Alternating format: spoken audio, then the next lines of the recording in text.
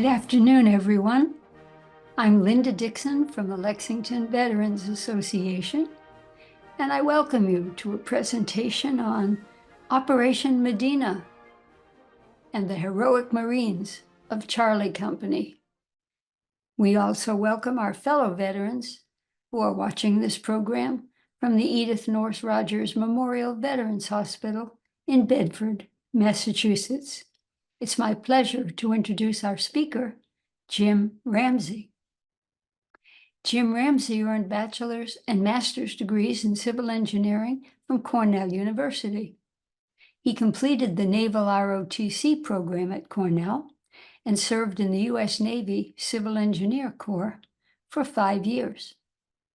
A Harvard MBA, Jim worked in management consulting and held marketing and business development positions with several companies. A member of the board of directors of the Lexington Veterans Association, Jim is a volunteer with the Veterans Library at the Edith North Rogers Memorial Veterans Hospital, bringing books and companionship to veteran residents. Jim is accompanied by a special guest, Doyle Glass, the author of Lions of Medina, the true story of the Marines of Charlie 1-1 in Vietnam, 11-12 October 1967, on which Jim's talk is based. In addition to writing a second book about Vietnam, Swift Sword, Doyle Glass has served as Assistant Attorney General in Texas and Kentucky. He's also a sculptor who has created statues of 2 Medal of Honor winners, John Squires of Louisville, Kentucky, and George O'Brien of St. Joe, Texas. Jim will introduce Doyle Glass a bit later in his remarks for some personal comment. Please welcome Jim Ramsey. Thank you, Linda. Last summer, while delivering books at the Bedford VA hospital, I met an outpatient veteran sitting on a bench waiting for a ride. He was a Marine who had served in Vietnam, and he wanted to talk. He told me about a friend of his from Lynn, Massachusetts, Kevin Cahill, also a Marine who served in Vietnam, who was the point man for Charlie Company in an operation against the North Vietnamese, Operation Medina, and that Kevin Cahill was the first Marine killed in that operation. He also mentioned a book, Lions of Medina, by Doyle D. Glass, that tells the story of Kevin and the Marines of Charlie Company.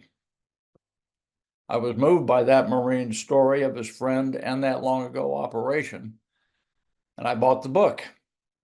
And I'm here today to tell you that story. When Charlie Company on October 12, 1967, waged an all-night battle against a vastly superior North Vietnamese force and against all odds prevailed.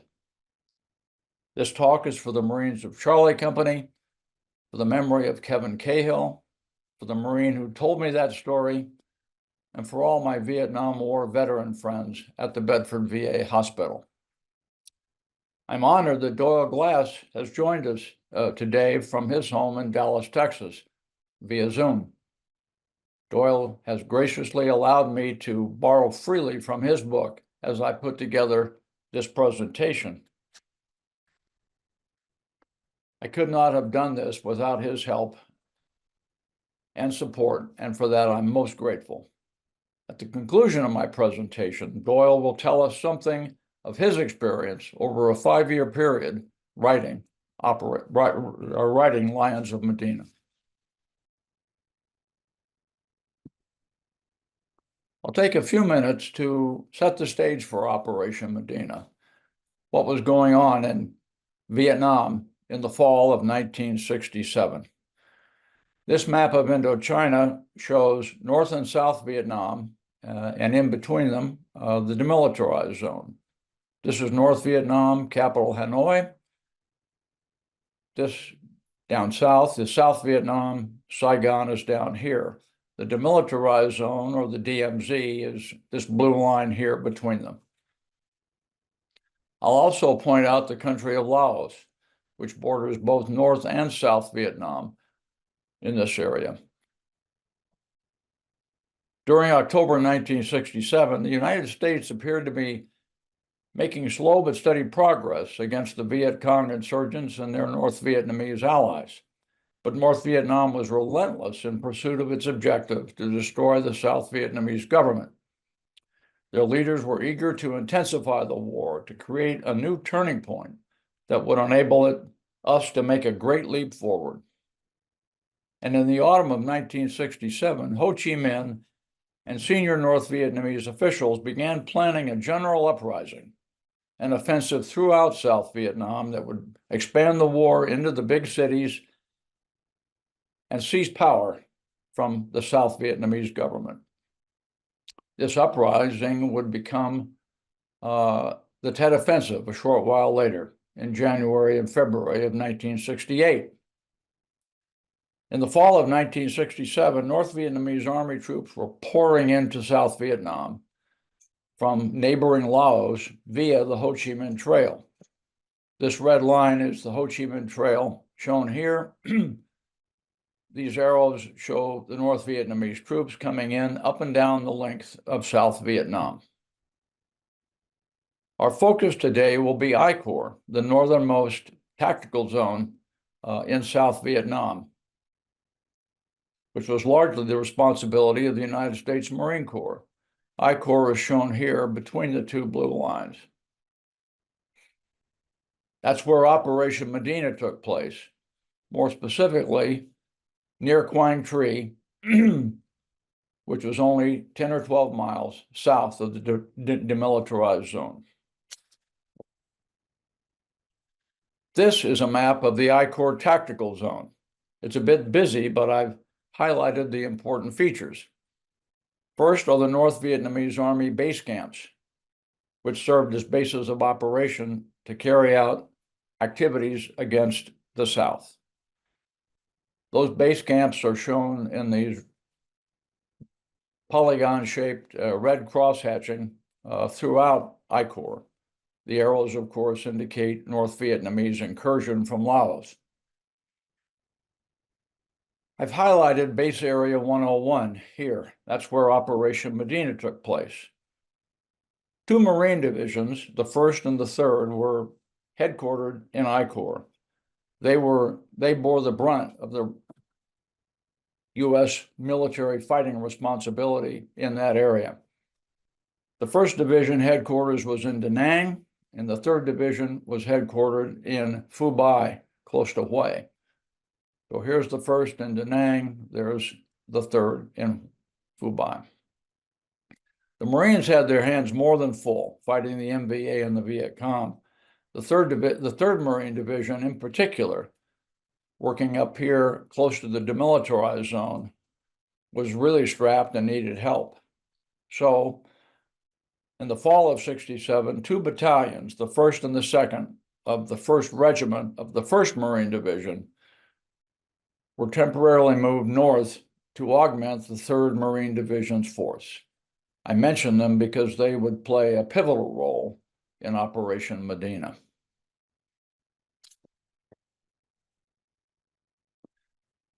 This, drilling down a bit, this is a map of Quang Tri province, the northernmost province in South Vietnam. As we saw in the previous map, Base Area 101 is here.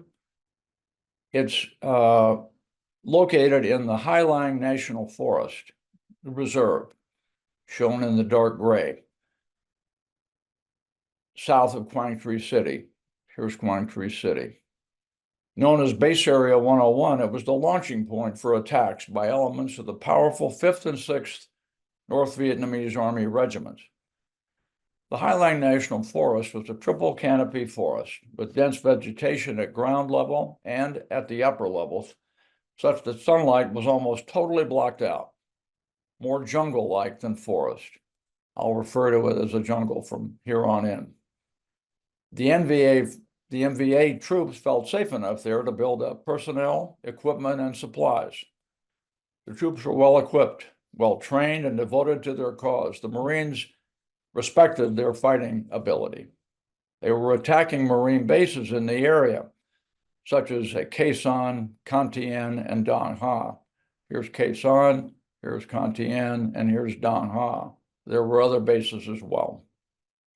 In October 1967, the 3rd Marine Division launched Operation Medina to eliminate the NVA threat at Base Area 101.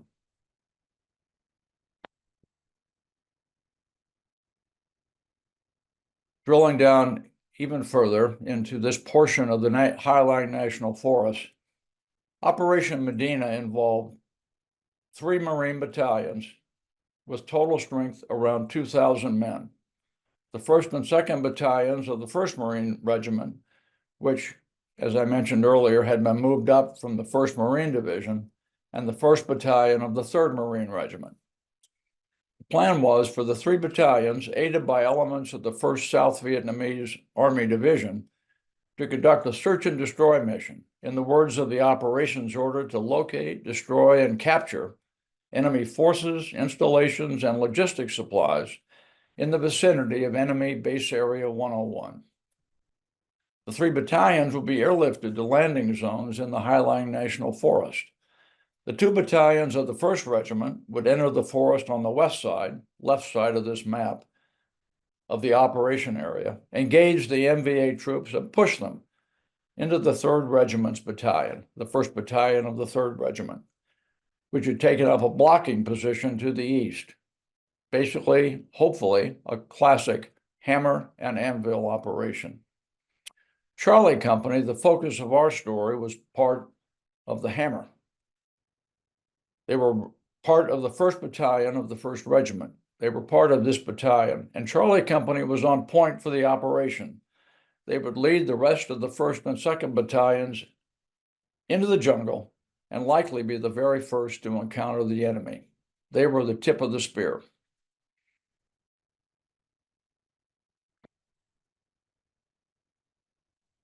This is a map of the portion of the Highline National Forest where Operation Medina took place, showing the plan for the operation. Charlie Company would be in the 1st helicopters arriving at Landing Zone Dove and first into the jungle early in the morning on October 11th. The plan was for the company to proceed from there. They would, through the jungle, they would cross the river, and they'd reach Battalion Objective 1, which was a piece of high ground at this point by nightfall on the first day, October 11th. And then they would make it to Regimental Objective 5, another piece of high ground, the next day, October 12th. There was a trail through the jungle, shown in this dotted line, which had been cleared by North Vietnamese forces. The Marines wanted to keep clear of this trail despite the challenge of fighting their way through the jungle due to the risk of enemy ambush.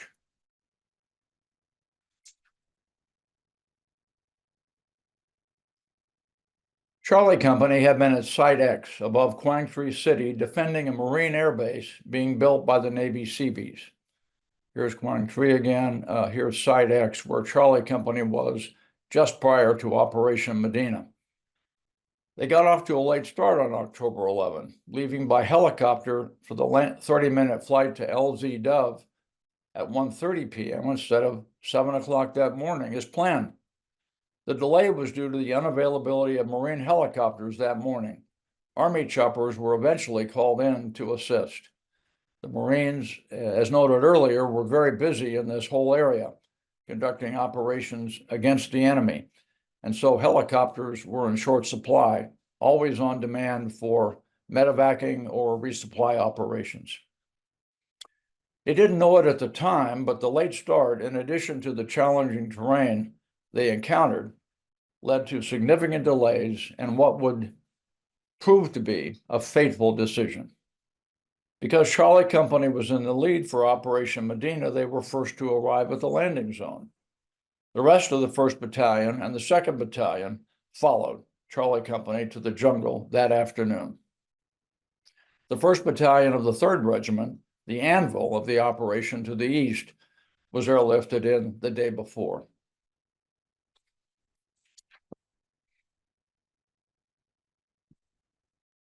Before continuing with Operation Medina, let's take a moment to talk about Charlie Company, its leadership, and its makeup. Charlie Company was one of 4 rifle companies in the 1st Battalion. The company was a typical Marine rifle company with 3 rifle platoons. Captain Bill Major was the company commander. First Lieutenant Jack Ruffer led the 1st platoon. Second Lieutenant Robert Anderson, the 2nd platoon, and First Lieutenant Paul Nelson, the 3rd platoon. Charlie Company had 187 men as it departed for the Highland National Forest on October 11. 167 Marines who were the basic complement of the company, plus 20 who were added because Charlie Company was on point for the operation. Combat engineers, snipers, a forward air control team to manage close air support, a helicopter support team for Medevac and resupply, even Marine Corps photographers and a reporter for Leatherneck magazine. Each of the 3 rifle platoons consisted of 3 rifle squads, each with a squad leader, plus a heavy weapons squad, machine gun, mortar, and rocket launcher, also a radio man and a Navy hospital corpsman, a medic. And each rifle squad had 3 rifle teams with 3 fire team leaders. So the leadership structure of Charlie Company was company commander, platoon commander, squad leader, fire team leader. The Marines pushed responsibility and decision-making well down into the organization. At 2 o'clock on the 11th, the Marines headed down the hill from the LZ, then uphill into the jungle. They moved single file, were strung out 10 to 15 meters apart to avoid bunching up and thus to minimize the risk of losses in the event of an ambush.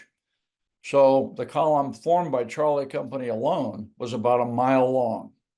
The jungle terrain was unlike anything the Marines had ever experienced. Weighed down by their arms and ammunition and supplies, they had to hack their way through the dense jungle. The point men, who were doing the toughest machete work, had to be replaced at frequent intervals. Footing was treacherous, with the rocky and uneven ground. To say the least, the going was slow.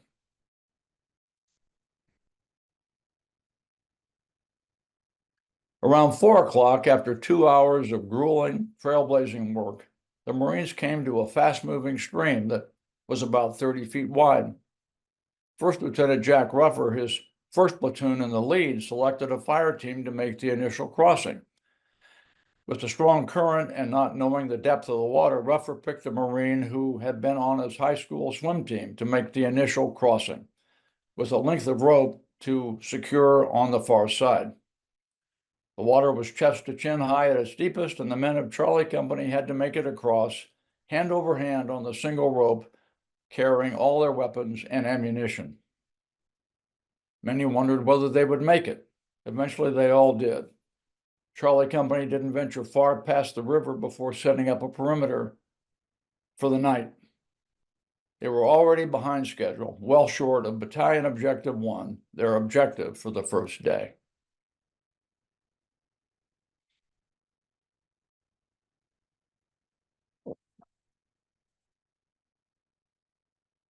By 1 o'clock the next afternoon, October 12th, Charlie Company had finally arrived at their first objective, 1/2 day behind schedule. The Marines took a break before heading back into the jungle. The photo on the right, the cover of the February 1968 issue of Leatherneck magazine, illustrates the rugged jungle terrain.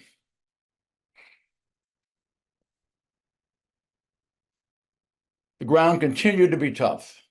The going continued to be tough, and it was clear that there was no way for Charlie Company to reach Regimental Objective 5 by nightfall if it continued to hack its way through the jungle.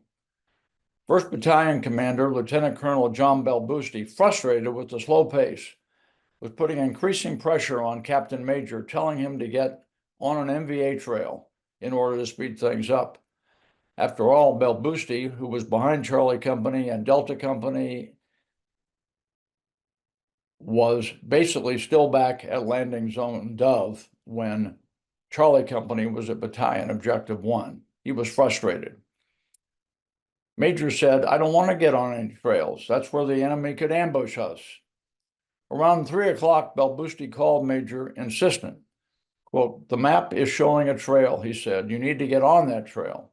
We need to reach the next objective, that is Regimental Objective 5, before dark." That objective was a large hill mass, high ground that will be essential for a nighttime defense. According to their maps, the trail would turn and lead to Regimental Objective 5. So here's the trail, here they are, and the trail heads for Regimental Objective 5. At 4 o'clock, First Lieutenant Paul Nelson, whose 3rd platoon was in the lead, radioed that they'd found the trail, which was wide and well used. Nelson had mixed feelings. He saw the risk of ambush, but also felt that, quote, "You had to use those damn trails if you're going to get anywhere." At that point, Lieutenant Colonel Belbusti made the fateful decision and ordered Major, "Get on that trail."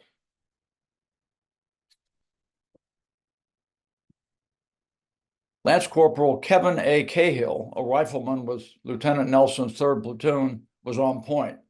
He was at the tip of the spear. With the rest of the 3rd platoon, the company command group, the 2nd platoon, and the 1st platoon stretched out behind him all the way back to Battalion Objective 1. Lance Corporal Cahill stepped out onto the trail, turned and followed it to the right, as did the rest of his squad. Before long, Cahill had the sense that something was wrong. The path made a sharp turn to the left up toward a small knoll. Dense vegetation on both sides concealed the path after the turn. Suddenly, the stillness was shattered by the deafening staccato crack of a machine gun. Kevin Cahill was down with the first machine gun blast. NVA grenades dropped from the nearby trees, injuring more men. According to one Marine, quote, "It was like the 4th of July.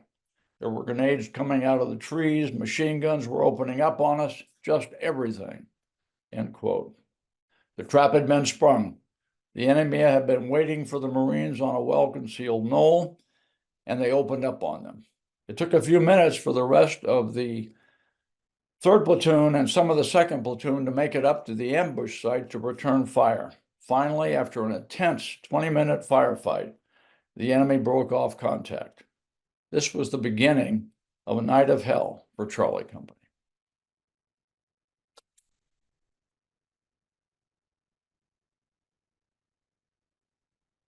For the next hour and a half, Charlie Company cleared an area for Medevac helicopters to land, and the company's helicopter support team brought in choppers to evacuate the Marines who'd been killed or wounded.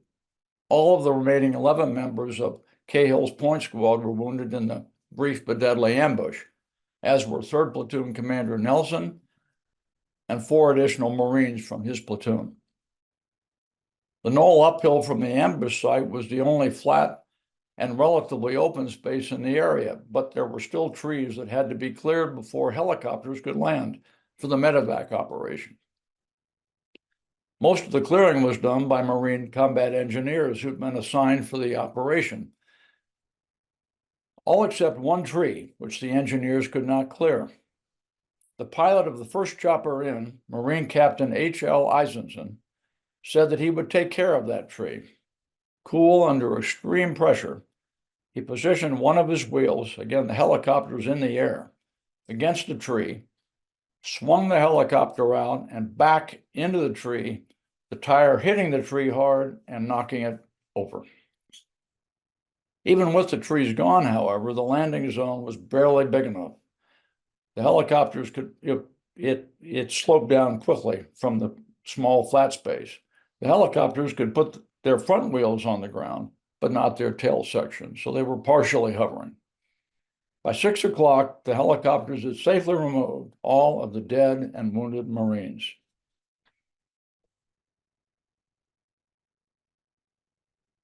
Around 6 o'clock, just as it was getting dark and the last helicopters had departed, 3 to 4 companies of troops from the 5th and 6th MVA regiments launched a full-scale attack on Charlie Company's position. So in blue here, you see Charlie Company. In red are the MVA troops, basically lined up here, assaulting Charlie Company's position. The enemy troops had taken advantage of the noise of the helicopters to conceal their movement and creep in almost on top of the Marines. The badly outnumbered Marines will be slaughtered unless they reacted quickly. This will be a real test of Marine training and leadership. MVA troops attacked from the south and east, focusing their fire on the Marines of the 3rd Platoon, already weakened by the ambush, who were scrambling to assume defensive positions on the knoll to the east of the trail near the helicopter landing zone. Captain Major saw that 3rd Platoon could not hold off the onslaught, so he ordered Lieutenant Ruffer's 1st Platoon forward to bolster the 3rd Platoon. And so what we see here in the blue, the 1st and the 3rd Platoon are here, and Captain Major also positioned the 2nd Platoon under Lieutenant Anderson on the west side to make sure that the North Vietnamese could not get at them from this side. For the next 2 hours, the Marines went through hell in the darkness with the enemy right on their lines, rifle and machine gun fire pouring in and grenades raining down on them. Prior to the ambush, MVA soldiers had tied themselves to the trees above where the Marines were at this point and were hurling grenades right down on the Marines.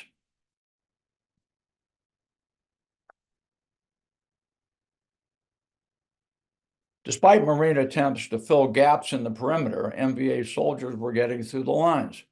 They would come as close as 8 to 10 feet from the Marines, guns blazing, before being stopped. At one point, an enemy grenadier was able to sneak to within 20 feet of Captain Major and his command team. He threw at least 6 grenades at the group before he was killed. Navy corpsmen were trying desperately to keep up with the growing number of wounded Marines who were crying out for their help. Charlie Company's situation was getting desperate. The Marines were pinned down, it was pitch dark, and except for the occasional illumination round or muzzle flash from a weapon, it was almost impossible for anyone to see. Many of the Marines were convinced that October 12th would be their last night on Earth. But they continued to fight bravely. They inflicted heavy losses on the MVA force, but the enemy just kept coming, and Charlie Company was going it alone. Delta Company, positioned 1,000 meters to the rear and ready to come forward and reinforce Charlie, had not yet been called up to help. It was now 8 o'clock, 2 harrowing hours into the relentless assault.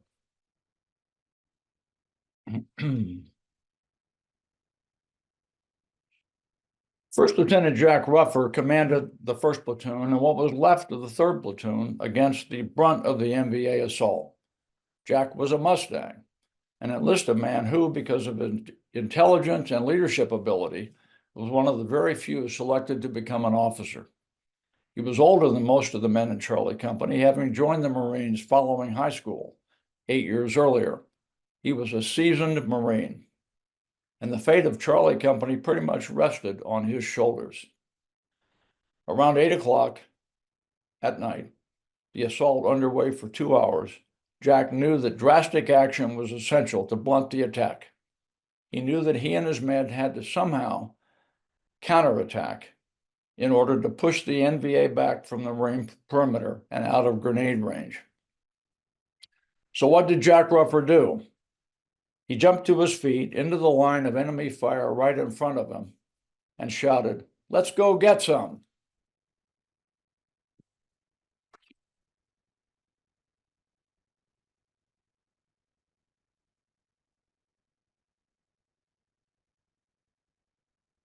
Ruffer's Marines readied themselves for the counterattack. Then, this is what they heard from their leader. From the halls of Montezuma to the shores of Tripoli, We fight our country's battles in the air, on land and sea. First to fight for right and freedom, and to keep our honor clean. We are proud to claim the title of United States Marine.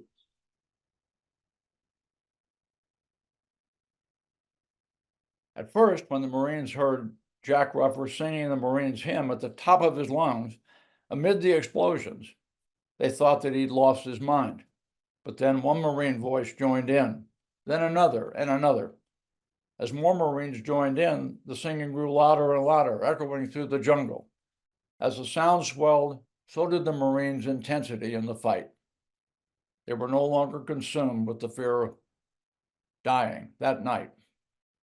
When Jack Ruffer led the counterattack down the hill into the enemy position, shouting, "Let's go, Charlie," his men followed.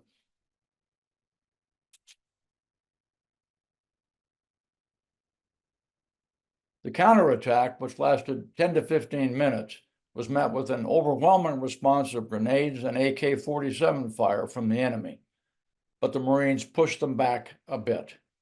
The green arrow here shows the path of the counterattack down the knoll into the enemy lines. Having stunned the enemy, Ruffer strengthened the Marines' lines during the brief respite that followed. Jack Ruffer's actions energized the Marines of Charlie Company. It gave them hope. But the lull in the fighting did not last for long. The NVA began to regroup almost immediately. It was clear to them that the Marines would fight to the very end, but the NVA were well-trained professional soldiers, and they sensed that they had a major advantage. In fact, it was nearly 4-to-1 manpower advantage. As the NVA resumed the attack, they were relentless, killing and wounding more Marines over the next 2 hours. Ruffer led 2 more counterattacks and was wounded twice in his back and stomach, but somehow he kept going. One Marine said of Ruffer as his Marines came screaming through the jungle while he watched from his position on the perimeter, quote, "It was the most spectacular thing I had ever seen in my life. It was John Wayne. It's like it was scripted or something." Ruffer's valorous actions bought valuable time for Charlie Company, but it wasn't enough to turn the tide of the battle. By 10 o'clock that night, the Marines were exhausted and running out of ammunition. They were fixing bayonets and preparing for hand-to-hand combat.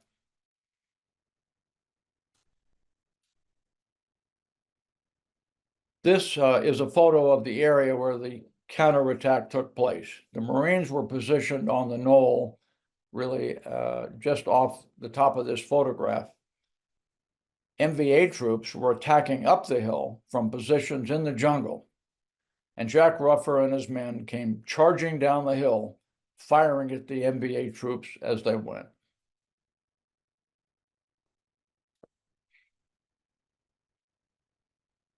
As the battle raged, Captain Major was keeping Lieutenant Colonel Belbusti informed of the situation. Major was blunt, telling Belbusti that Charlie was holding, but just barely. They were nearly out of ammunition, and that with one more determined attack, the enemy might break through. Delta Company, on high alert, was moving slowly toward the battle, fighting their way through the jungle, ready to be called into action to reinforce Charlie. So this is Delta Company back here somewhere, heading towards the action. Around 9 o'clock, Belbusti finally told Delta Company, now 45 minutes away, to get going. Delta Company commander, Captain James Gallagher, asked Captain Major, Charlie Company commander, to send someone as a scout to lead his company in. This was a challenging assignment, full of risk, to go back up the trail, then into the jungle to find Delta Company. The scout would have to deal with the darkness while trying to avoid being shot by NVA troops lurking in the jungle or accidentally by Delta Company as he approached their column. When Major asked Jack Ruffer if he had anybody for this assignment, Ruffer, despite his injuries, of course, said that he would do it. 45 minutes later, when Delta Company's point squad heard someone yelling for them, they were prepared for an NVA trick. But when Ruffer said, quote, "Hold your fire, Delta Company, it's Charlie Company," they could tell it wasn't an NVA soldier. Jack Ruffer found Captain Gallagher and led Delta Company to the battle, arriving at around 10 o'clock. When Delta Company reached the battlefield, Captain Gallagher called, "Guns up!" Delta machine gunner Lance Corporal Carl Bachman cried out, "Make way for a gun," as he came forward.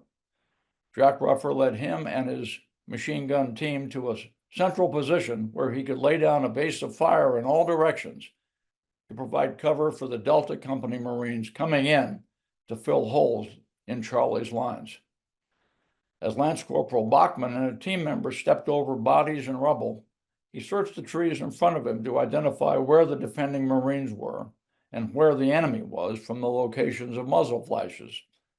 Shooting from the hip, trying to fire over the heads of Marines on the perimeter, he opened up with his machine gun.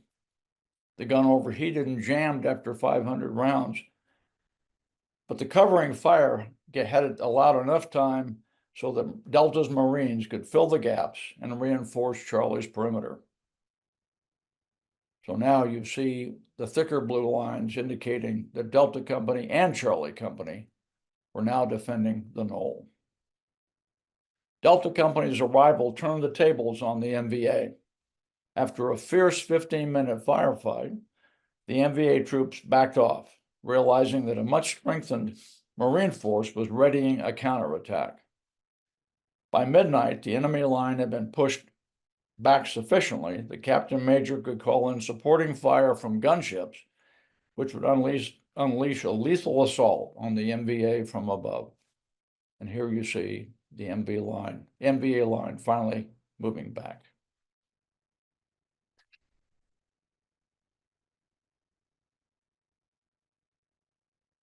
At midnight, two gunships arrived. One, a Douglas AC-47 known as Puff the Magic Dragon, also known as Spooky.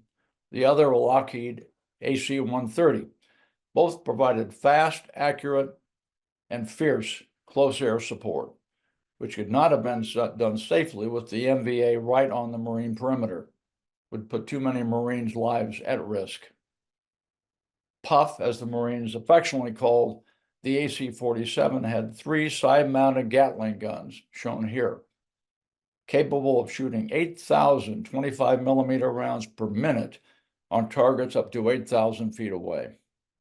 The AC-130 had comparable firepower. A tactical air control party attached to Charlie Company for Operation Medina guided the gunships from the ground. The gunships stripped away the NVA defensive darkness, lighting up the area with flares and raking the enemy with Gatling gun fire. The effect on the NVA was devastating. The effect on the Marines was, of course, just the opposite. It was a huge morale booster. They knew they'd prevailed in this fight for their lives. Charlie Company, with Delta Company's assistance, and of course the gunship's assistance, had inflicted heavy damage on the enemy the night of October 12th. Later, as it began to get light, Jack Ruffer recalled, quote, "I was never so glad in my life to see the sun come up," end quote.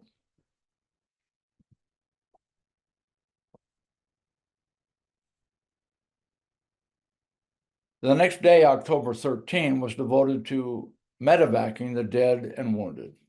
On October 14, Charlie and Delta Companies returned to Battalion Objective 1, the high ground, to regroup and prepare to head back and make it to Regimental Objective 5. But on October 15, a decision was made at the regimental or division level to discontinue the original mission. Charlie Company would not, after all, be headed toward Regimental Objective 5. Instead, they, Delta Company, and the rest of the battalion would head back to LZ Dove. Charlie Company was back at the landing zone on October 16, and the next day returned to their base near Quang Tri and were welcomed by the Seabees that were waiting for them. The Marines of Charlie Company fought valiantly. and prevailed against a superior force. They had done all that was asked of them and more.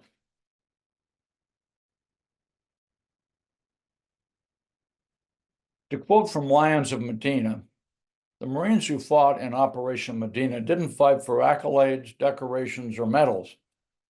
When it came down to it, they fought for the buddy right next to them. They fought for their fellow Marines. But the Marine Corps did award medals for combat valor in this operation, many medals. The valorous Marines of Charlie Company paid a very heavy price, suffering 86 casualties, 45% of the 187 Marines who started the operation. 11 Marines were killed in the action, and 75 were wounded.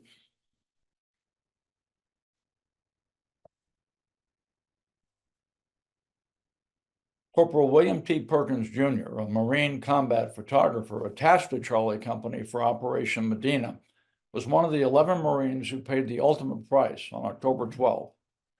He scooped up an MVA grenade and tucked it close to his body, taking the full impact, saving the lives of at least 3 of his fellow Marines. For his selfless action, Corporal Perkins was awarded the Congressional Medal of Honor, the nation's highest award for valor in combat. Corporal Perkins is the only combat photographer from any service branch in any war to be awarded the Medal of Honor. This is a photo of the Bell & Howell 16mm Filmo motion picture camera that Corporal Perkins was carrying when he smothered the grenade.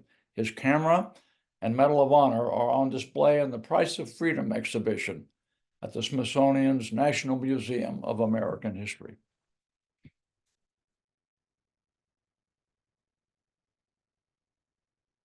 First Lieutenant Jack Ruffer received the Silver Star, the nation's 3rd highest decoration for valor in combat, for bravery and extraordinary heroism in combat for his actions in Operation Medina.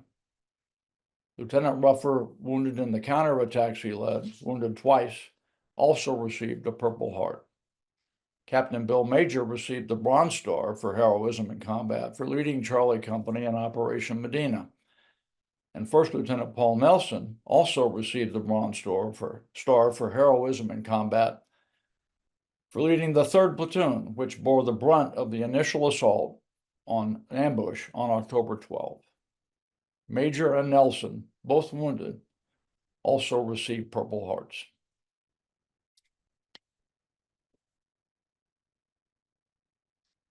The Marine Corps awarded 86 Purple Hearts to the Marines of Charlie Company for Operation Medina, 11 to those killed in action, of whom one was Kevin Cahill, and 75 to the Marines who were wounded. Again, a total of 86 is 45% of those in Charlie Company who started Operation Medina.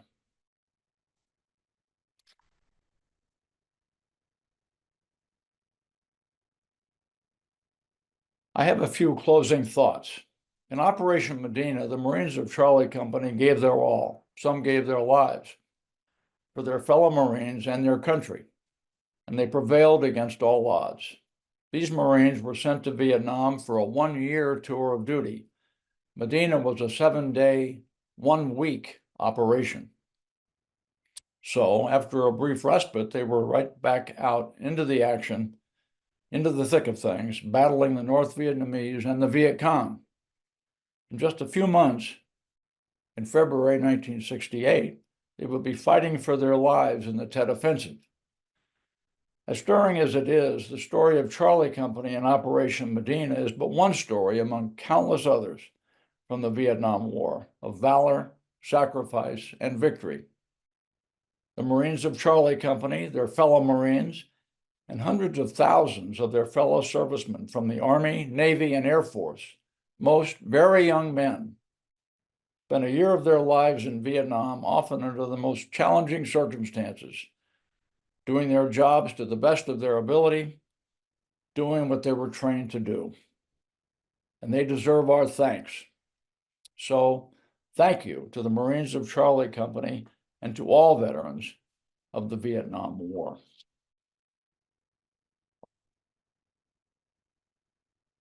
And now it is my pleasure to introduce Doyle Glass, the author of Lions of Medina, who will share his experiences writing the book. And again, Doyle, a big thank you for your help for me in preparing this presentation.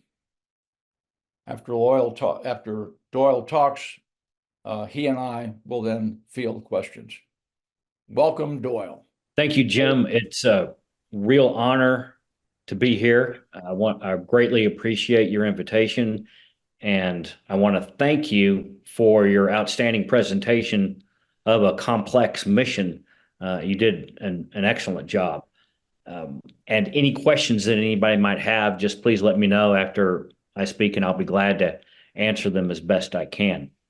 The idea of this book came to me in about 2002, 2001, 2002, around the time of 9/11. And I was inspired by watching movies such as Saving Private Ryan and the HBO series Band of Brothers. And in that series, I watched the moving interviews of those veterans of the 101st Airborne Division. And I was awed by their sacrifice and the recognition that they were getting that they so well deserved. And then in the same breath, I realized that our veterans of the Vietnam War are probably not going to get the same attention or care with regard to their story, and that someone needed to record that story for future generations, just like the World War II veterans. And I thought, well, then that someone needs to be me. I grew up as a child hearing about the Vietnam War, learning about it. So even though I was too young to serve, all of you who did serve were heroes to me. And I felt that one thing that I could do to give back because of the wonderful life I enjoy because of all veterans, that I tell this story. So I didn't have a story in mind, but I got online and I quickly found a veteran named Ed Rowdy Yates, who lived in Kentucky, where I lived at the time. And just so happened that he was not far from me. So I went to visit him, and he told me a little bit about Operation Medina over some beans and a little bit of moonshine that he had. So that was a great opening. And after he told me a little bit about Operation Medina and Charlie Company's involvement, I knew I was hooked. So from that point forward, it became a matter of finding veterans of the operation who wanted to speak about what happened to them and to put the story together, because there really wasn't anything out there other than oral history about this story. There was nothing written, just a basic cursory understanding of what the operation was. Rowdy led me to Jack Ruffer, and Jack's story, as you've already heard Jim talk about, was amazing. His valor was incredible.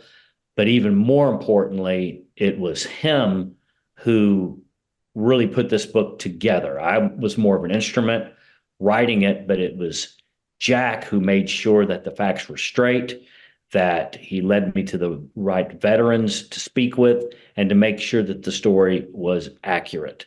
He passed away in 2018, and I had the honor of being at his funeral at Arlington National Cemetery, and it was quite incredible for me just to witness that and be part of it. So that's how the story came about. And as the years go by, I'm even more honored because there are fewer and fewer veterans of Operation Medina around anymore. Like I said, Jack has passed away. Rowdy Yates has passed away.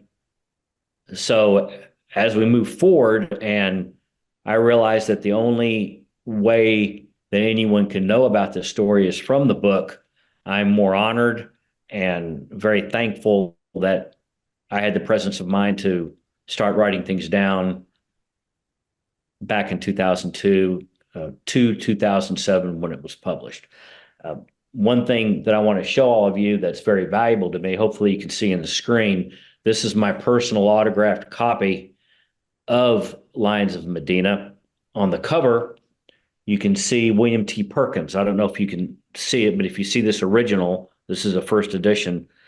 In this photo, that is William T. Perkins actually filming the medevacs on the trail, and he would die just a few short hours later, as Jim mentioned, when he threw himself on a hand grenade for his fellow Marines. So it's really incredible to see him in this photo of the Marines being medevaced.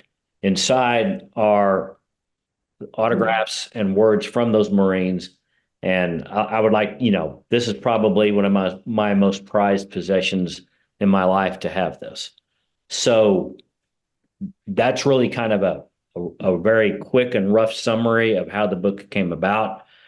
And if any of you have any questions, I'd be glad to answer them. And to any of you who served, all of you, thank you again.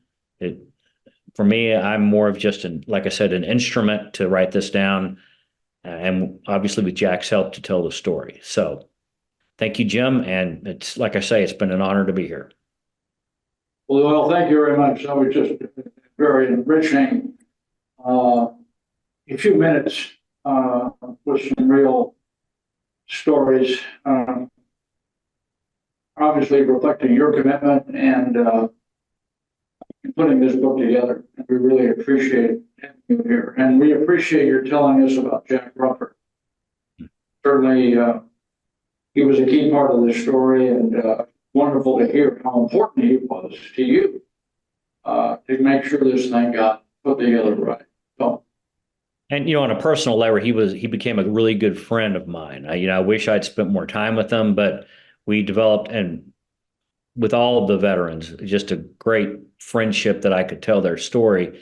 But he was fully and completely dedicated to, and he'll even say in what he wrote in this book, that this is for his Marines. That's who it's for, especially those who were left behind. So he sacrificed and dedicated himself to this book in the latter years of his life to making sure the story was accurate.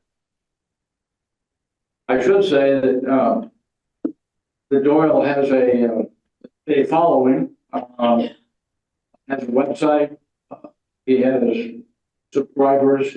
I think I'm accurate in saying, Doyle, that you let your subscribers know about this session today and gave them an ability to tie in via Zoom. That's correct? That is correct. So thank you very much. Hopefully that will enhance our Zoom audience considerably. But in addition, we should say very clearly that should any, we don't know this and probably won't know, should any members of Charlie Company be among those watching today, welcome.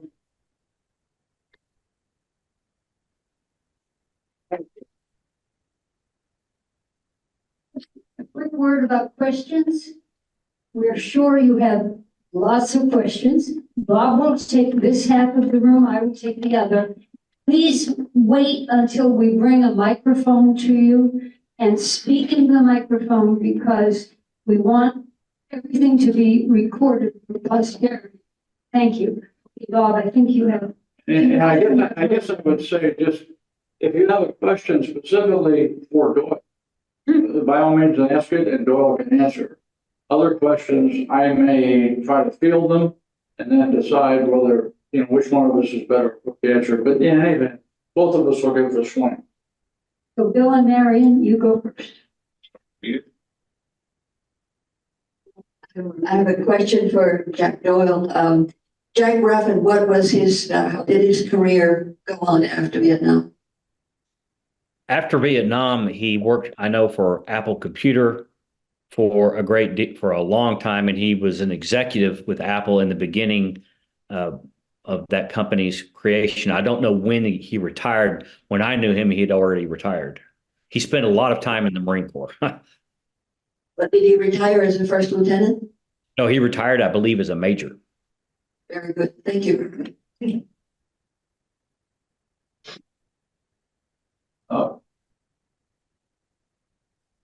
I'll let age go before beauty. Don't fight. All right. I don't know who's better equipped to answer this question, probably Doyle. And it's a question from somebody who isn't militarily involved in any way, shape, or form, so I wouldn't know the answer. What were the results or the ramifications up the ladder of the person or persons who made the decision to use the trail instead of cutting ropes? That's my question. Well, I can take a crack at it, Doyle. I probably read the book in more detail than you have recently. So I'll go first. And you must have interviewed Colonel Belbusti, because I know there were some comments from him. Yes. But as I recall, and you jump in, I think he kind of had some second thoughts about the decision. And in fact, he had some second thoughts about how he really, how he might have done a better job himself of resisting pressure from his superiors. He had, the chain of command. So you've got the battalion, you've got the regiment, division, and so forth. So he might have had some there. But Doyle? I think that's correct. I think that haunted him probably throughout his life. But battle, these decisions are made, and as Paul Nelson said, they weren't going anywhere. So it was kind of a lose-lose situation. They were not proceeding.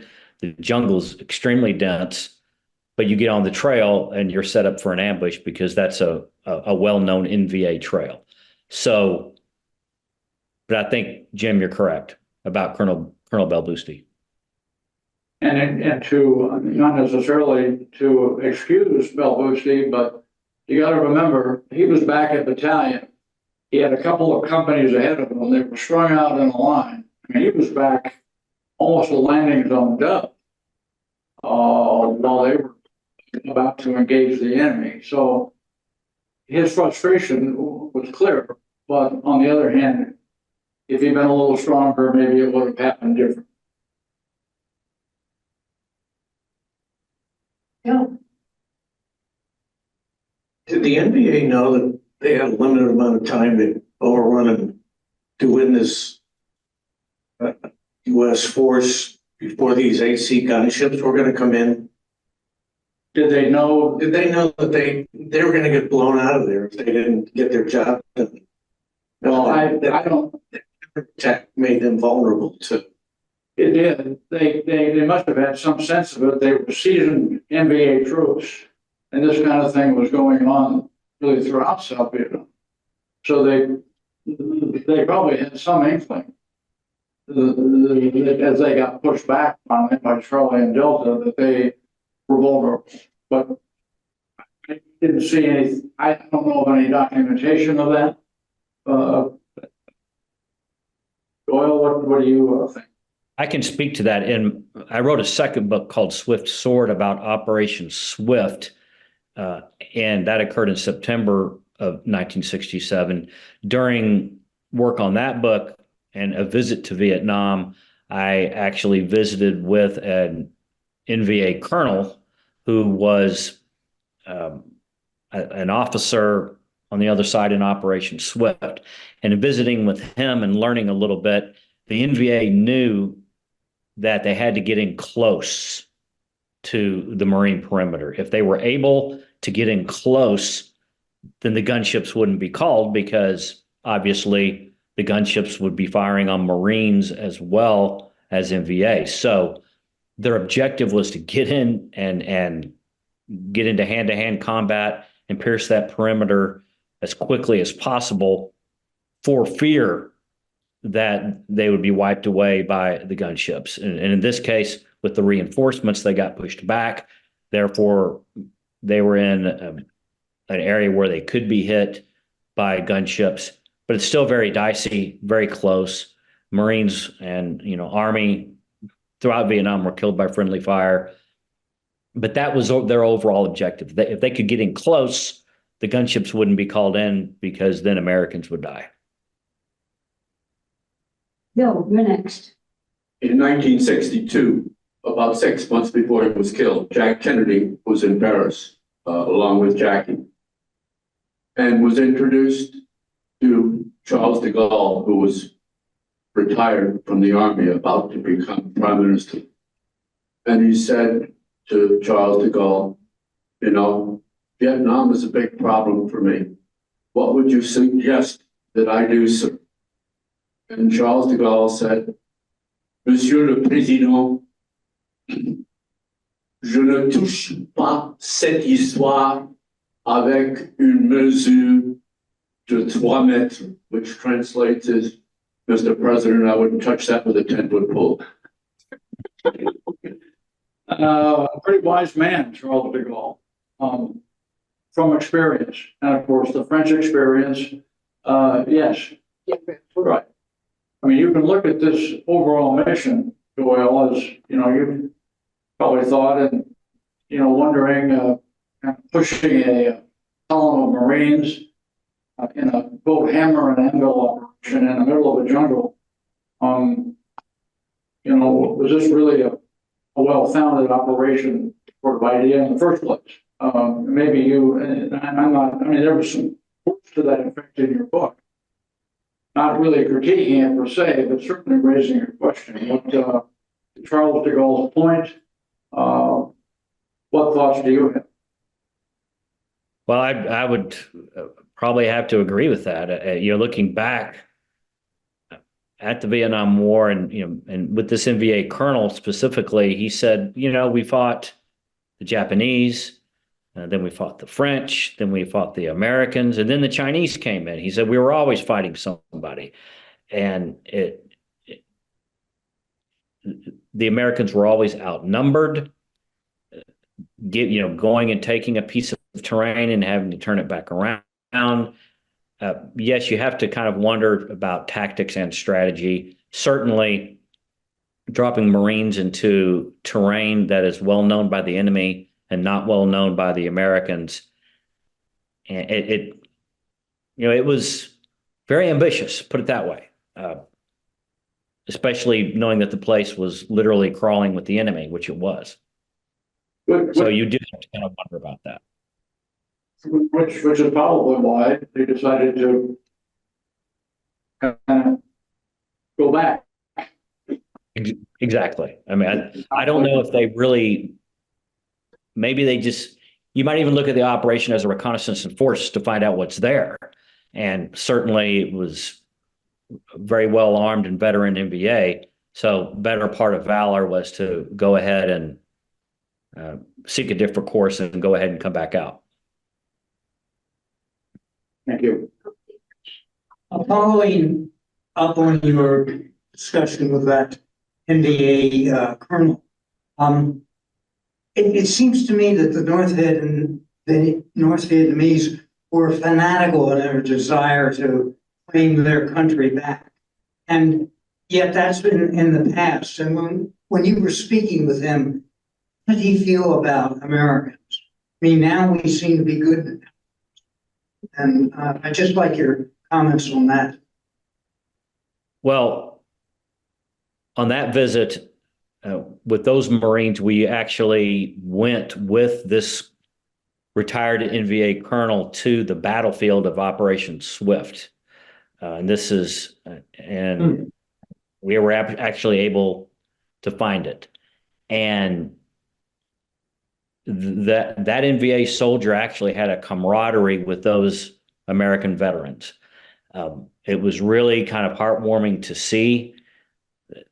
I saw no animosity on his part. There was no real animosity. There was no animosity on the particular veterans that were there, because they were both soldiers and Marines on both sides doing their job.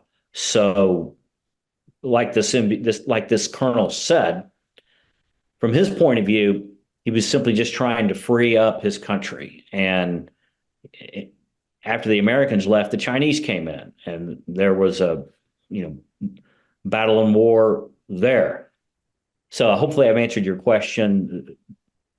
I saw no animosity on his part, and seeing all of them on the battlefield themselves with this soldier, it was quite surreal to see the camaraderie that existed between once deadly enemies. Bill, First, outstanding. I was just totally captured by the whole thing. Thank you. Thank you. My question, I think it's a flagrant obviosity, excuse me for asking, but why did it take so long for support to come to help them? That just does not make sense to me. That's a good question. Doyle, what do you think? Well, are you speaking specifically about Delta Company coming in? Yeah, I think so. Yeah. Well, I think the terrain is part of the problem too, and it's at nighttime. Also, you have to realize that as Delta's coming in, they are looking to be ambushed themselves. So that you have to take the proper precautions. They can't just come charging in for fear of getting ambushed, or also being shot on by their own men. The danger of friendly fire at night like that. So that's what I would say is probably the main reason it took so long for them to get there. And the unexpected firefight. War is chaotic, and plans always fall apart once the enemy in contact with the enemy. So that's why I think it probably took so long. I think in your book, there's, again, going back to Colonel Belbusti, I think I remember his expressing some regret, or at least maybe second guessing himself on that particular score about getting Delta Company in. I mean, they made it, but just in the nick of time. Again, decisions, commanders. Can you say something about the air traffic control? If that was the right term. There was a group in that platoon that was responsible for air contacting air support. Where there's a group in there for that purpose. What role did they play in calling in our air support and the timing? Did they play a role? Well, absolutely. Yeah, and forgive me if I don't remember specific details on that particular point. It's been a while since I reviewed that. But yes, there were always radio operators with the company, a FAC radio operator, and they would be in contact with close air support, with the battalion, with the company commanders. So, Jim, you may remember specifically that count better than I do at this point. But there was that capability. There was a forward air control team of a few people whose job that was. That was their assignment. They were assigned to Charlie Company again because I don't think they were assigned to every company in this, but they were assigned to Charlie because they were in the lead. So those, I don't know, probably 3 to 5 people who specifically were in touch with the gunships. Probably in touch with them for some time, and maybe Fred Santino knows something about this, but and we're just waiting for the moment when they got clear enough to be able to call them in. Did you? hang on, Fred. Typically, those forward controllers are Air Force who jump in, because I met some when I work with them, and the gunships are brought in by the forward air controls of the Air Force. I'm not sure if this wasn't an inter-service rivalry that went on those days. Marines, we can do it ourselves. We don't need the Air Force. Those helicopters were awfully noisy too. H-34s and all that. As you mentioned, somebody mentioned it. The helicopters got in the way of doing their job. And I personally think maybe they should have gone with gunships first before they sent the Marines in. If you talk to anybody in that business, just curious. Yeah, I don't know what they knew about where the enemy was. They had some information, but again, it was a jungle. But yeah, I think that's about all we know at this point. Well, just to comment on that, calling in gunships is a very iffy thing. if you do not know exactly where the enemy is, if you do not know exactly where the Americans are, you unleash without proper information, you're going to kill Americans. You could wipe out the whole company just by being a few meters off with your airstrike. So that's something that, and especially in this situation at night in triple canopy jungle, visibility is going to be very hard on where to hit those, where to put the munitions where they need to be. So I'd like to just change the subject a moment and turn to audience opinion. I'm going to, I hope not embarrass, but just before the program, I met a gentleman named Tom. And Tom and I had a chat. It's his first time here at the Lex Vets. So I said, so Tom, what brings you here? And you said something that I remember, it was pretty profound. You said, well, I think that Vietnam was either a or the seminal event of this century. And it deserves that maybe I should come here and learn more about it. Well, it was a pretty serious statement. So I'm just wondering if you would be willing, if I could put you on the spot, to just say a few words about why you think that about Vietnam. Would you be willing to do that?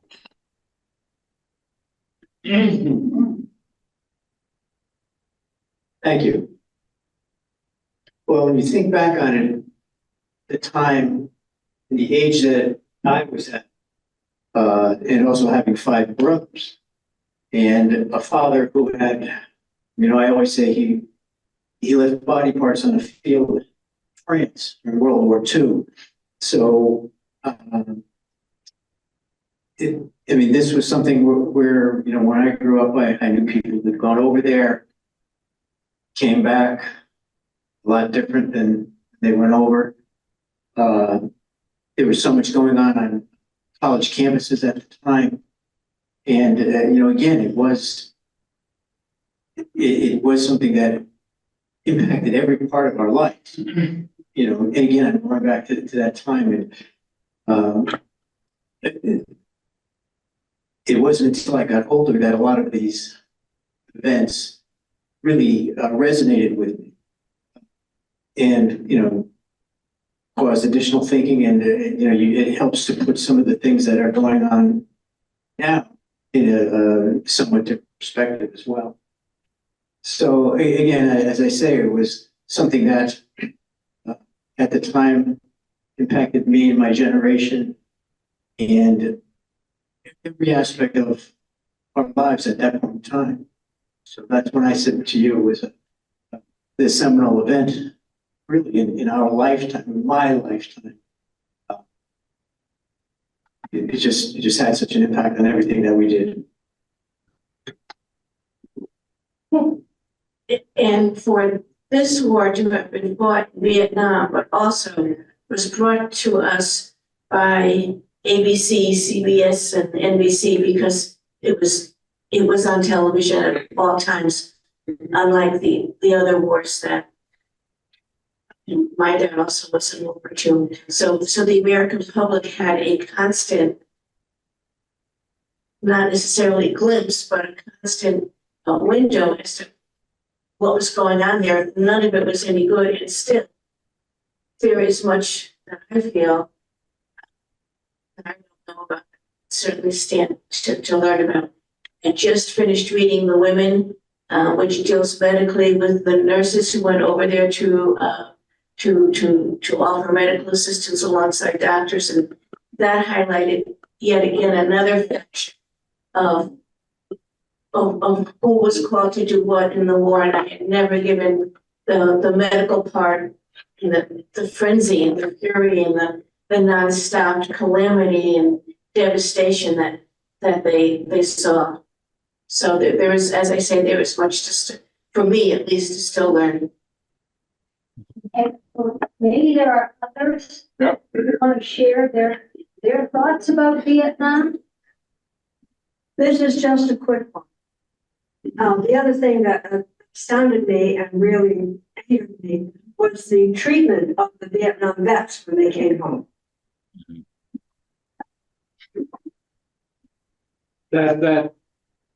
With that, I didn't get into that in this talk, but Doyle in his book got into that in a big way, about sort of the aftermath.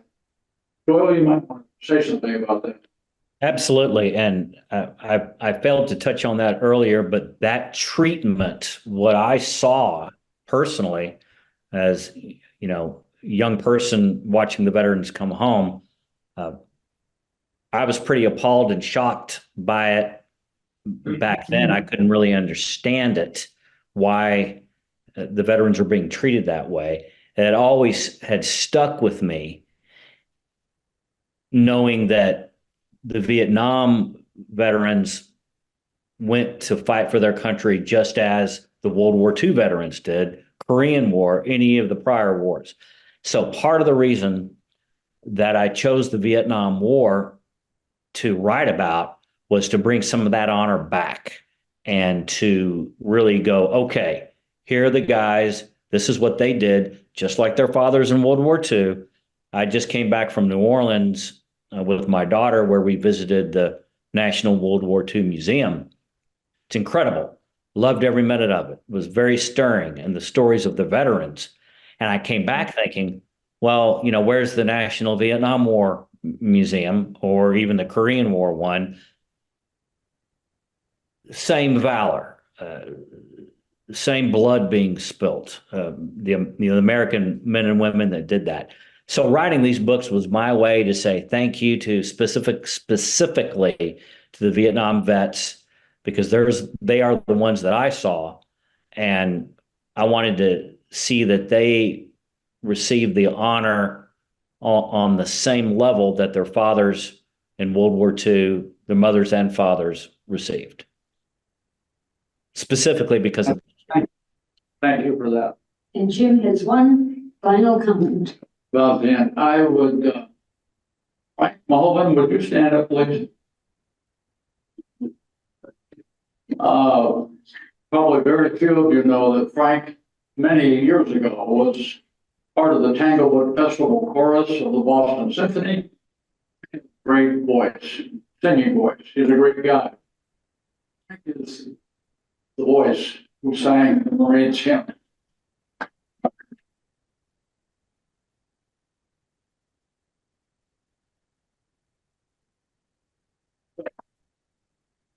Flag. Yeah, what is the flag last year there, Doyle? That's a Civil War flag. I collect Civil War memorabilia, and that's one flag. And I'm very excited because a Union cavalry flag is hopefully on its way. I love history. I'm a history guy. So I love the artifacts of history. Like I say, just from that World War II museum, my daughter and I spent 5 hours there just looking at the different artifacts and all of that. I specifically just love American history. Great, thank you. On that note, Linda? On that note, we need to give Jim another hand for the.